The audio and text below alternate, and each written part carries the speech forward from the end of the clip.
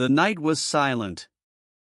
The desert sky stretched endlessly above Prophet Ibrahim, covered with stars that shimmered like pearls, on a dark, endless sea.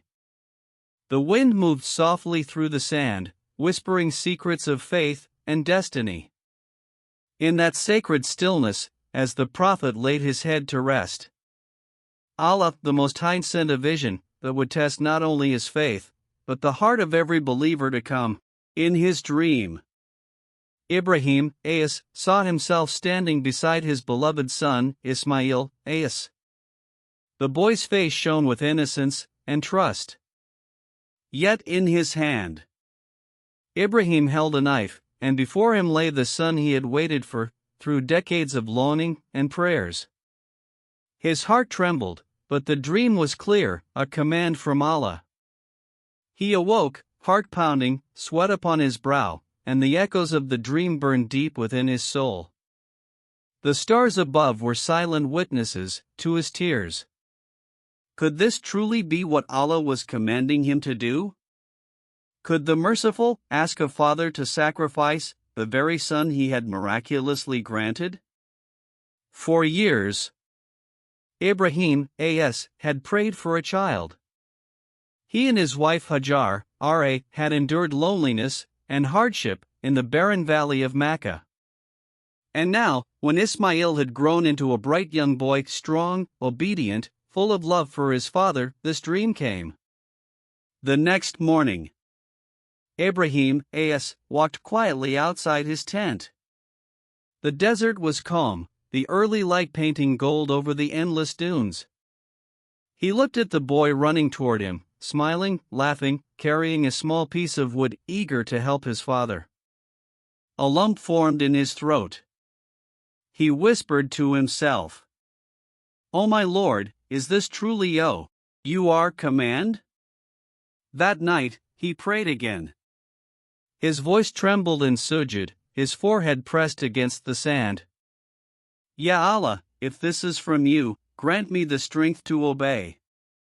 My heart is weak, but my faith belongs only to you." When he slept again, the dream returned, clearer, stronger, undeniable. Ibrahim knew it was no ordinary dream. It was wahy, a divine command. "O my son, indeed I have seen in a dream that I must sacrifice you. So see what you think." Days later, Ibrahim called his beloved son. The scene was calm, a father and son walking together through the quiet valley.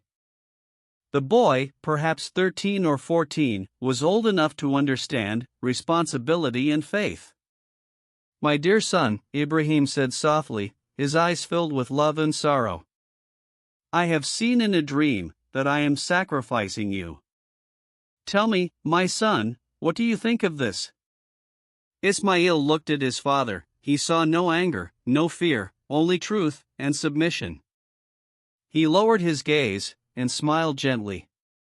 "O my father," he said, "do what you have been commanded. You will find me, if Allah wills, among the patient ones." These words struck Ibrahim's heart like thunder. A boy, so young, yet so ready to give his life in obedience to Allah. The father wept quietly, not from doubt, but from love too deep for words. The next morning, they prepared for the journey. Ibrahim didn't tell Hajar the full truth, fearing her heart would break. He only said, "We are going to offer a sacrifice." She looked at him with trust. This was a prophet of Allah. Whatever he did was with wisdom and guidance. They walked for hours through the desert. The sun burned high, the sand shimmered like fire. Ibrahim carried the knife and rope.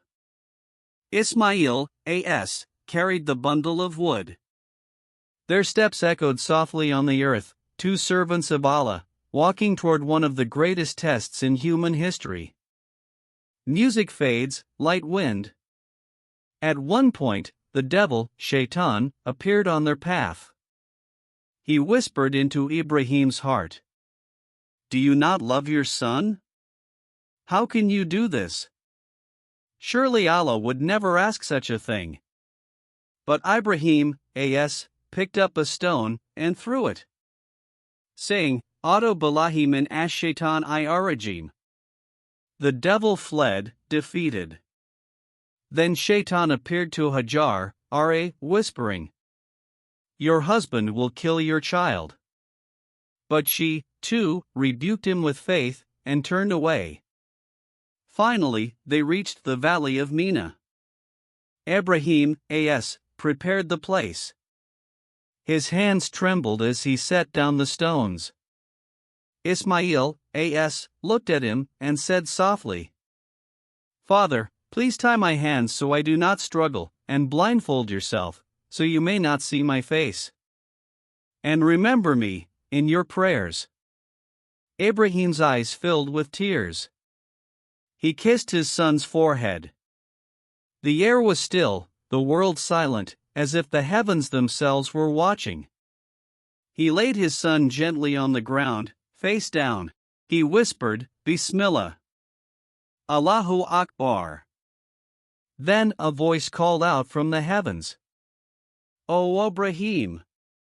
You have fulfilled the vision. He looked up, astonished. Before him stood a beautiful white ram, sent by Allah as a sacrifice in place of his son. Tears flowed freely down his face as he untied Ismaeel and embraced him tightly. Both father and son fell to their knees in gratitude. And we ransomed him with a great sacrifice, and left for him among later generations. Peace be upon Ibrahim. Hopeful tone rise. The test had ended. Ibrahim's obedience, his unwavering trust, had been proven. And through this act, Allah taught humanity that faith is not about logic or comfort. It is about complete submission to the one who is a symbol of mercy, not tragedy. From that day onward, the act of sacrifice became a sign of remembrance, a symbol of surrender to Allah's will. When Ibrahim and Ismaeel returned home, Hajar embraced her son with tears of joy. Ibrahim looked to the sky and whispered, Alhamdulillah, truly, with hardship comes ease. The story of Prophet Ibrahim and his son is not just about sacrifice, it is about love that transcends fear, faith that defies logic, and trust that never breaks. Each Eid al-Adha, when millions of Muslims around the world offer their sacrifice, they are not just remembering the ram. They are remembering the tears of a father who chose Allah over his heart, and a son who chose obedience over life. Their legacy lives in every believer who says, O Allah, my prayer, my sacrifice, my life, and my death are for you alone. The Prophet's dream became an eternal message: when faith is tested, surrender brings peace. And so, the desert that once echoed with sorrow became a symbol of divine love, a place where obedience triumphed over emotion, and mercy triumphed over pain.